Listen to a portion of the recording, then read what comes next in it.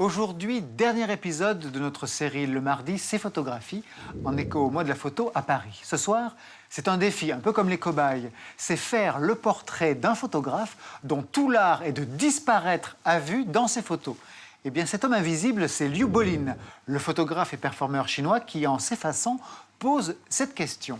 Quelle place pour l'artiste dans la société? Et au-delà, quel est le rapport de l'homme à son environnement? Entre camouflage et effacement, la résistance d'un photographe engagé, Natacha Triou. Vous avez 5 secondes pour trouver la personne qui se cache dans cette photo.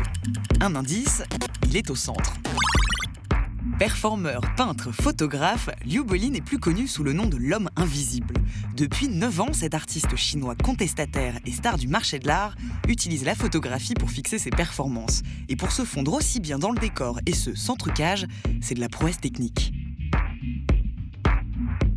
Quand j'ai fait la photo devant le stade, le nid d'oiseaux d'Ai Weiwei, je savais que je devrais rester très longtemps debout. Alors les jours d'avant, je n'ai pas bu pour éviter d'aller aux toilettes. J'ai fait une préparation physique, comme à l'armée, pour pouvoir tenir des heures. Et c'est d'ailleurs au sniper qu'il emprunte ses techniques de camouflage et de maquillage. Si je n'avais pas été artiste, je me serais engagé dans l'armée. Si le travail de Liu Bolin est ludique, il est avant tout politique et militant. En 2005, pour la restructuration de Pékin en vue des JO, le quartier artistique de Xiaoqiatsu est rasé, son atelier détruit. Un événement point de départ, pour la première fois, l'artiste se met en scène devant les décombres. Pour moi, disparaître, c'est une forme de protestation. Quand on a détruit mon atelier, à travers ma disparition, c'était aussi une façon de montrer combien j'étais mal à l'aise et combien je voulais protester contre ce qu'il m'arrivait. C'était un acte très fort pour moi.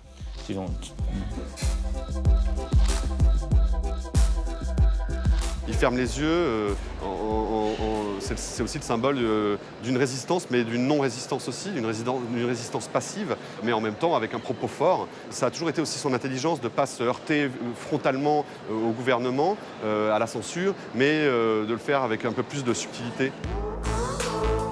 Disparaître pour mieux attirer l'attention. Liu Bolin dénonce ce qu'il photographie et livre une réflexion inquiète sur la place de l'individu dans la société. À partir de 2009, mon travail parlait de l'évolution de la société chinoise. Ce que j'ai voulu exprimer, c'est les problèmes que représentait l'entrée très rapide de la Chine dans cette société de consommation. Il y a eu par exemple beaucoup de scandales alimentaires, comme avec les nouilles. Donc j'ai voulu exprimer mon opposition et ma vision sur cette société de consommation et sur ses effets pervers sur l'homme et son environnement. Aux côtés de Yu Minjun ou d'Ai Weiwei, Liu Bolin fait partie des artistes contestataires chinois. S'il n'est ni dissident ni violent, sa pratique reste difficile dans l'un des pays où la liberté d'expression est la plus limitée au monde. Certaines de ses œuvres sont interdites d'exposition en Chine. La censure, elle touche différents niveaux en Chine. Notamment, Liu Bolin a souvent utilisé les symboles nationaux. Donc là, par exemple, c'est cette image où il disparaît devant le symbole national absolu, c'est-à-dire le drapeau chinois. Ça peut être vraiment interprété de deux manières, c'est-à-dire d'un côté la pression politique, mais en même temps l'amour pour la patrie. Donc c'est vraiment paradoxal. On n'a pas le droit de toucher aux symboles nationaux en Chine, dans une œuvre d'art, et de la représenter et de la détourner. Ça, c'est interdit. I've been seeing your soul. Give me things that I wanted to know. Tell me things that you've done.